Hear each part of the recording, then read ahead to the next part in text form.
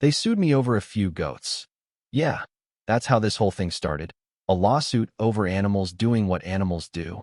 And I wish I could say that was the craziest part, but it wasn't. Not even close. Because what they didn't understand, what they never even tried to understand, is that those goats weren't the problem, they were just the consequence. My name's Daniel Mercer, and I've spent my entire life on the same 35 acres of rocky hillside just outside a little town most folks drive past without noticing. That land's been in my family since my great-granddad came back from the war and decided he'd had enough of people telling him what to do. He picked that hillside because nobody else wanted it. Too steep, too dry, too stubborn. But he made it work, and so did my granddad, and so did my dad, and eventually, so did I. We raised goats, not because it was glamorous, but because goats don't mind land that fights back. They climb, they adapt, they survive. Kind of like us, I guess. Now, for most of my life, the valley below our hill was just open land, scrub grass, a couple of old trees, nothing special. Quiet. Then one year, everything changed. Big trucks started rolling in, survey flags popped up like weeds, and before long, that empty valley turned into something else entirely. They called it Silver Ridge Golf Club. And I'll give them this. It was impressive. Perfect fairways, smooth greens that looked like they'd been painted on, little ponds that caught the sunlight just right. The kind of place where people wore clothes that cost more than my monthly feed bill. Membership there wasn't cheap either. We're talking the kind of money that makes regular folks shake their heads and laugh. At first, though, we stayed out of each other's way. My goats had their hillside, they had their valley, and between us sat a good, solid fence, old but reliable. That fence had been there longer than most of those developers had been alive. And for about a year, everything worked. I'd wake up before sunrise, step out onto the porch with a cup of coffee, and watch the goats spread across the slope. Quiet, steady, predictable. Down below, I'd see the early golfers, tiny figures moving through that perfect green world. Two completely different lives, separated by a line that nobody questioned. Until they did. It didn't happen all at once. That's the thing about people who think they can take something from you. They rarely come at you head on. They test the edges first, see what they can get away with. The first time I noticed something off, I was fixing a section of fence on the north side. I've walked that property more times than I can count. I know every rock, every dip, every crooked post. So when something's out of place, I feel it before I even see it. And that day, the fence didn't feel right. At first glance, nothing seemed wrong. Same posts, same wire, but something about the line, it had shifted.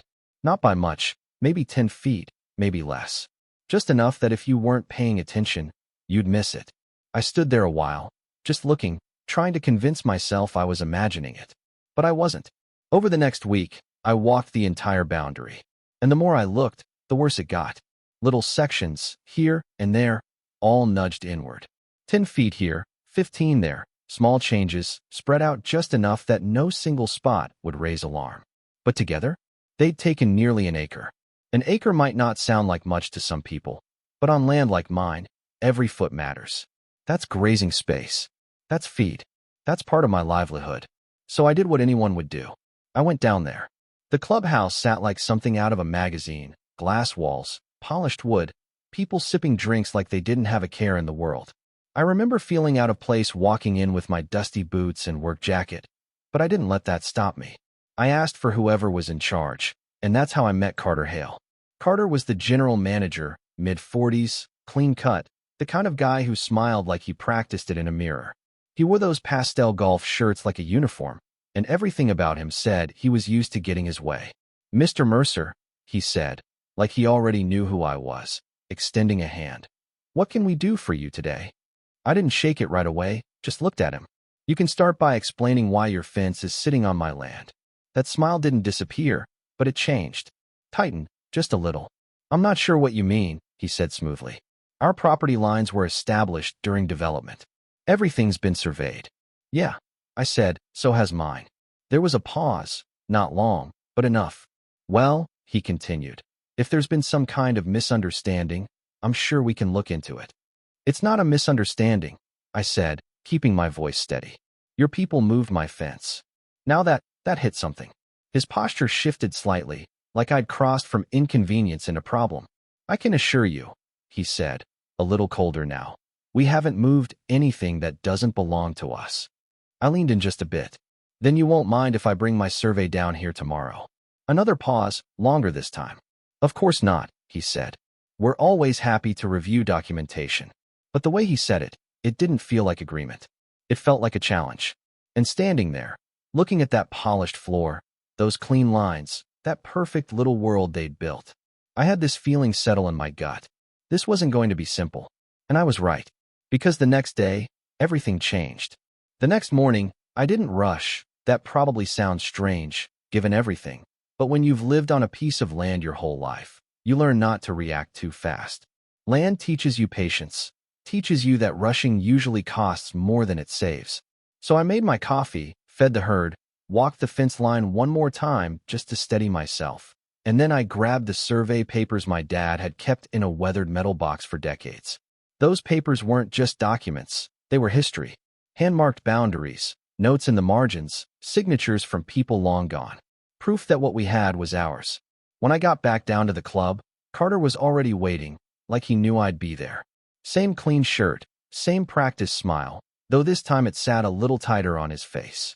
We stepped outside, away from the polished floors and soft music, and walked toward the edge where their perfect grass met my rough hillside.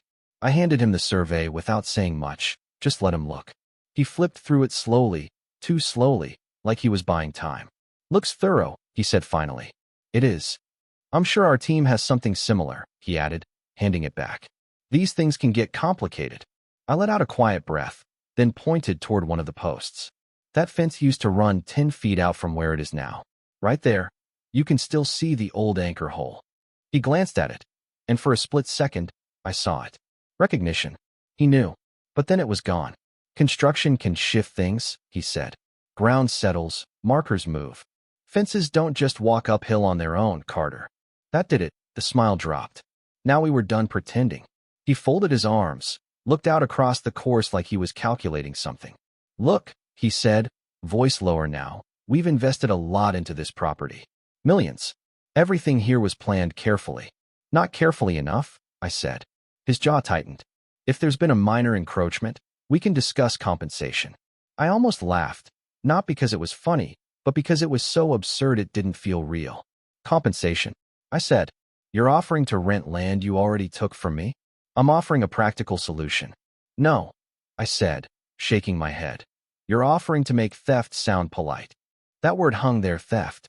For a second, neither of us spoke. Then he exhaled, slow, controlled. You need to understand something. Daniel, moving infrastructure like this, it's not simple. Irrigation lines, grading, landscaping, it's all interconnected. You're asking us to undo months of work.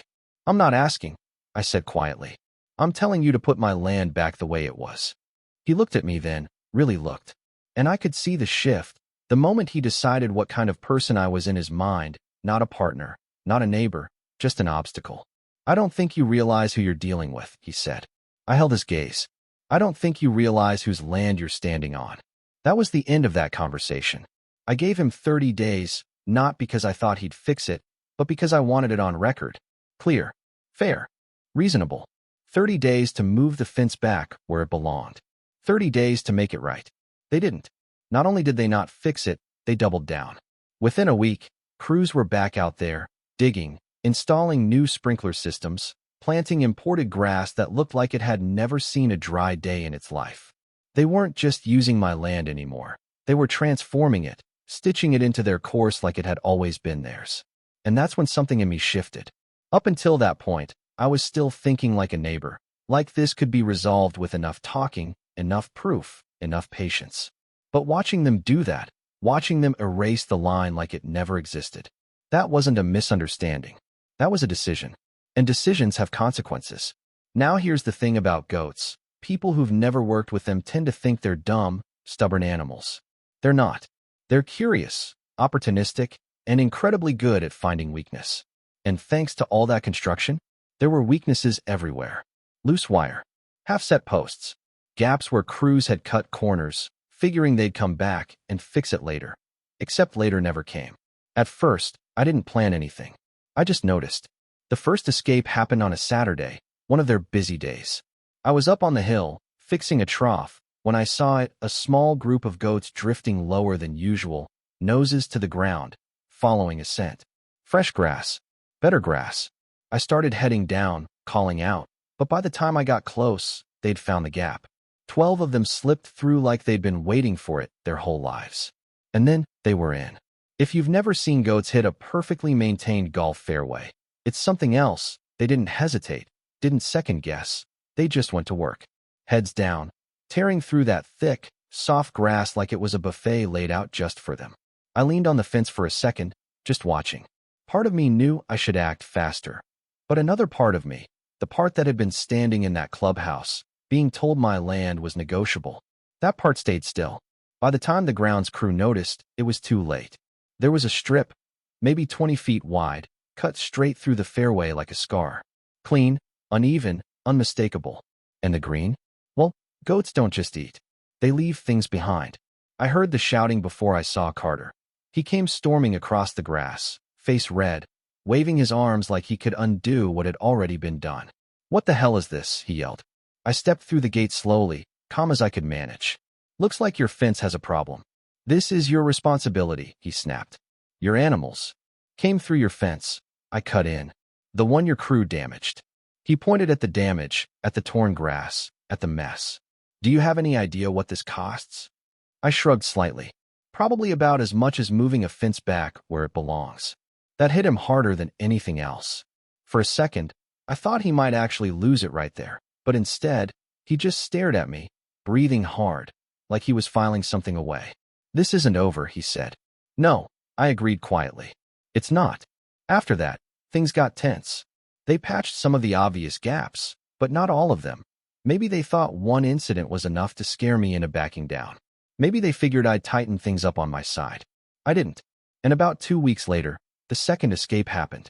Only this time, it wasn't 12 goats. It was all of them. And it didn't happen on a regular day. It happened during one of their biggest events of the year. That morning started quieter than you'd expect, which, looking back, should have been my first clue something was about to go sideways. The air had that stillness to it, like everything was holding its breath. I'd heard about the event they were hosting, some kind of high-profile charity tournament, local news, sponsors, the whole thing. Fancy cars had been rolling in since sunrise, people dressed sharper than usual, the kind of crowd that treats a golf course like a stage. Up on the hill, though, it was just me and the herd. I remember standing there with my coffee, watching them, and noticing how restless they were. Not agitated, just aware. Heads up, ears twitching, drifting closer to the lower fence line again. That same pull. Fresh grass. Easier grazing. Opportunity. And down below, I could see it clear as day. They hadn't fixed everything. Maybe they thought they had time. Maybe they thought they had control. They didn't. I started walking down, slow at first, then faster when I saw one of the younger goats nudge through a weak spot. The wire flexed, gave just enough, and that was all it took. Because goats don't need an invitation, just an opening. And once one goes, the rest follow. It wasn't a rush at first, more like a quiet spill. 1, 3, 10. Then suddenly the whole herd was moving, slipping through gaps, hopping low sections, spreading out like water, finding every crack. 30 goats. Loose. On a championship golf course. I stopped a few yards from the fence and just watched. Not because I didn't care, but because I knew. Right then, there was no stopping it. Not quickly. Not cleanly. And if I'm being honest, part of me didn't want to. Down on the course, it took a minute for anyone to notice. The players were mid-round, focused, polite claps, quiet conversations, that kind of world. Then one of them looked up. I saw it happen. The confusion first, then the double take, then the moment it clicked. Goats. Everywhere. One of them had already made it onto a green, head down, chewing like it owned the place. Another had grabbed one of those little flag sticks and was tugging at it like it was a toy. A couple more found the sprinkler heads, which, turns out, are real fun to chew on. And the sand traps? Well, goats love soft ground. They rolled in it, kicked it up, turned those neat, raked bunkers into something that looked like a playground. The whole place shifted from controlled perfection to absolute chaos in less than 5 minutes. I could hear shouting now, not the calm, measured kind, real shouting. Staff running, players stepping back, someone trying to wave their arms like that would do anything. And then, Carter. He came out of nowhere, moving fast, faster than I'd seen him before, like the situation had finally cracked whatever composure he'd been holding on to. "Get them out," he yelled, not even at me specifically, just at the world. I stepped through the gate again, same as before, boots on their perfect grass, and shook my head slightly. "I'd love to," I said, "but your fence keeps letting them in." He turned on me like that was the last thing he needed to hear. "This is sabotage," he snapped. "You think this is funny?" I looked around at the torn turf, the scattered players, a goat casually trotting past with something that might have been part of a tee marker. "No," I said, calm, steady. "I think this is predictable." That word landed hard. Because deep down, he knew it was true. They'd created this. Every shortcut, every ignored warning, every decision to push that line a little further, it all led right here. It took them over an hour to get everything under control. By then, the damage was done. The event? Cancelled. Sponsors? Gone. Reputation? Shaken. And me? I walked my herd back up the hill, one slow step at a time, like nothing had changed, even though everything had. A week later, I got the papers. They were suing me, $50,000 in damages. Destruction of property. Negligence. All of it written in that same polished language Carter used. Like if you dress something up enough, it stopped being what it really was. I read it once, then set it down on the kitchen table and just sat there for a while. My dad used to say, "There's a point where talking stops working, and you've got to decide what you're willing to stand for." I guess I'd reached that point. So I called a lawyer. Not the flashy kind. Just a local guy named Ron who'd handled land disputes before. I brought him everything. The survey, photos of the fence, dates, notes, all of it. He listened, didn't interrupt much, just nodded, asked a few questions. Then he leaned back and said, "They're betting you won't push back." I gave a small smile. "Yeah, I figured." So we did. We filed a countersuit, property encroachment, unlawful modification of boundary lines, damages. And we didn't ask for money. Not really. We asked for restoration. Put it back. All of it. The way it was. Court took a while. Things like that always do. Weeks turned into months. Depositions, site visits, back and forth arguments that tried to twist something simple into something complicated.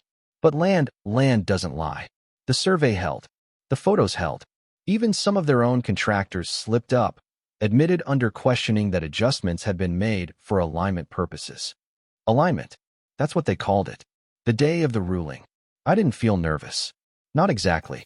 Just ready. The judge went through everything slowly, methodically, and by the time he got to the end, there wasn't much left to argue. "They moved the boundary," he said plainly. "Deliberately." That word again. Deliberate. He ordered full restoration. Fence returned to its original line.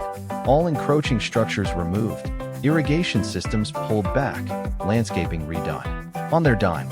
Legal fees? Also theirs. And the part that stuck with me the most. I wasn't liable for any of the goat incidents, because the access points had been created by their own actions. Cause and effect. Simple as that. Carter didn't look at me when we walked out of that courtroom. Not once. But I saw him later, weeks later, standing out there while crews tore into that perfect course. Ripping up sections they'd just built, moving lines, reworking everything. It cost them a fortune. Exactly what I told him it would. And my fence? It's back where it belongs now. Solid, straight, exactly where my great-granddad put it all those years ago. The goats still graze the hillside, same as always. And sometimes, early in the morning, I'll look down at that course, still nice, still polished, but not quite as perfect as it used to be. Because now there's a line there. A real one. And they respect it. At least they do for now. But I'll tell you this, and you can take it however you want. If someone takes a piece of what's yours, and then tells you it's no big deal, do you let it go? Or do you make sure they remember exactly where that line was drawn? Let me know what you think. Was I justified, or did I take it too far? And if you've ever dealt with something like this, neighbors, land, boundaries, drop your story in the comments. And yeah, if you want more stories like this one, go ahead and hit that subscribe button. You never know what might wander through the fence next.